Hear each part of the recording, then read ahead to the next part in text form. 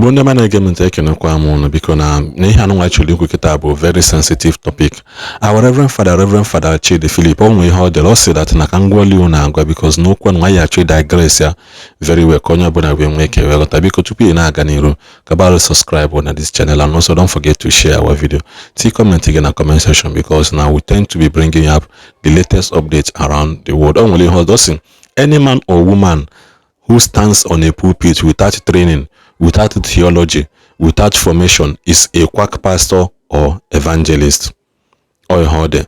Then in Atazia, the main topic for the dozen. The problem with Pentecostalism in Nigeria, Holy Spirit alone does not qualify you for the pulpit. The Holy Spirit alone does not qualify you for the pulpit. Now, when for this thing, this brings me back to the days of the Pentecost. Who now trained the disciples? They were years hands to Jesus. Man, when the Holy Spirit now came upon them, which Catholics celebrate it as Pentecost. I celebrate it at Pentecost. I celebrate in a Catholical calendar. Who now trained them? Because I say, wait in this room because the Holy Spirit is coming upon you, and we need to understand that. Based on where may confirm that if you believe that that is what they recreated, no. Because the Bible made us understand that they started speaking in an unknown tongue to the extent that Ndi Oboda can literally hear them and communicate with them. Just like, for example, Mpotana Onambo Nibo, Mwega na China Ketana so Chinese without proper knowledge of it because something came upon me. Gezihen taking here this father regarding Tonto Dikeh, Pastor Jerry Eze, and Christendom. Also, when Tonto Dikeh was seen in that powerful video at Pastor Jerry Eze's church, declaring her conversion, I personally congratulated her because true transformation is not easy, especially when it means turning away from old habits and battle-like addictions. To choose a new life in Christ takes courage, humility, and total surrender. But recently, I have watched with concern as she posts videos online preaching and offering spiritual guidance as though she were an evangelist. For one to stand at the pulpit and teach others, conversion alone is not enough. Preparation matters deeply. Even Jesus Christ, who is God, did not immediately begin his public ministry. The Gospel of Luke tells us that Jesus was about 30 years old when he began his work of teaching, healing, and calling disciples. Now, that 30 years old was a moment of training. It is then that the young Jesus was found in the temple. Somewhere and he goes about missing. He was found in the temple. Who now trained him how to be in a temple at that age? Bible made us to understand that he was there asking questions and teaching the leaders and the scribes then, because for you to be among those kind of elite, then you must know knowledge of many things.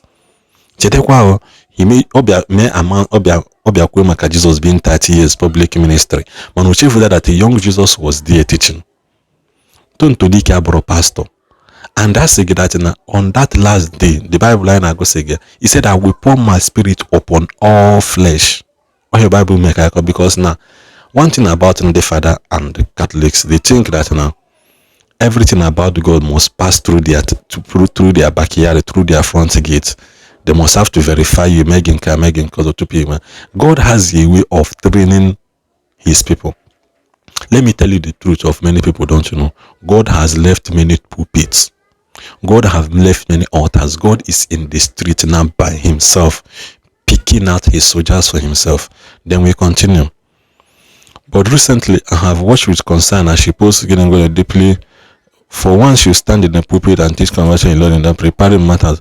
Even Jesus was saying, there was a profound difference between encountering the Holy Spirit and being trained to lead others spiritually.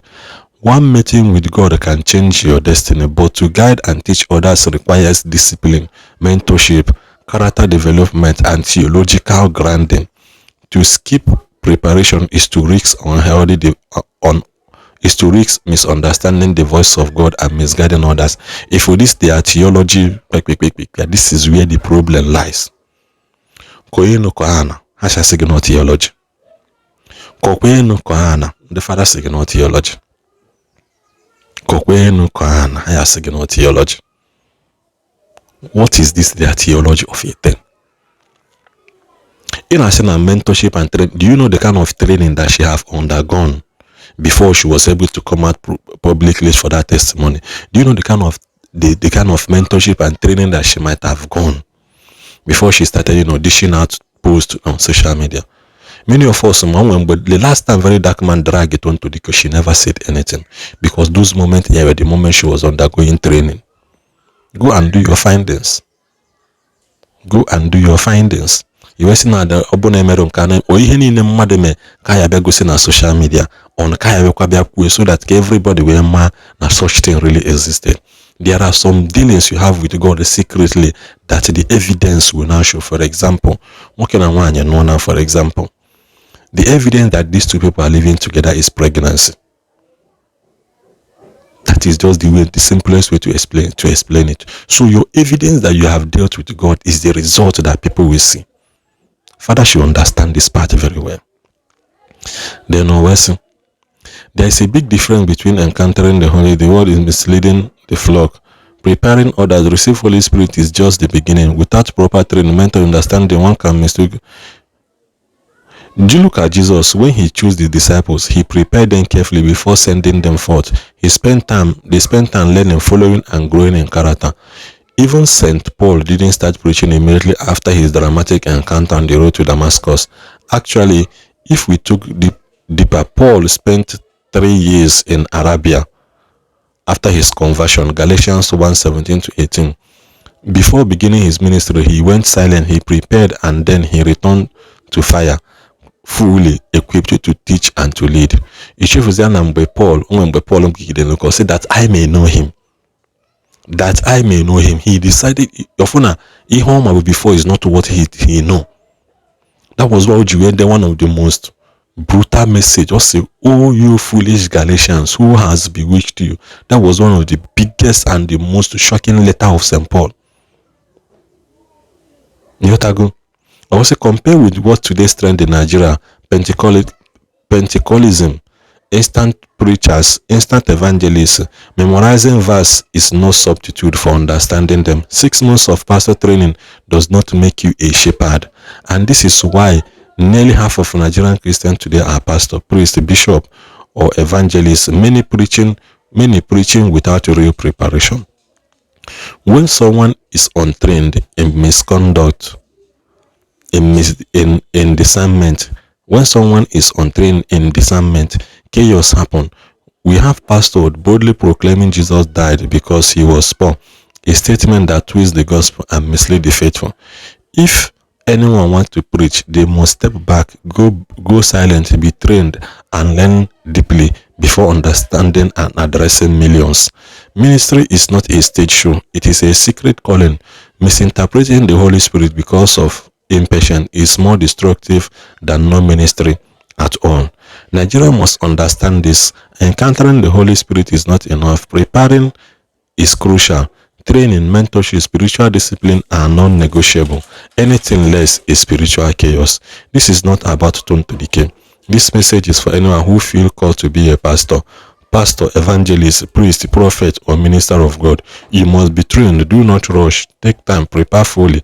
Ministry is sacred, and God's calling demands readiness. Wanna judge everything in the Catholical way. You guys need to understand more. Man, that's the way. That's by the way. Man, I call the one number 6.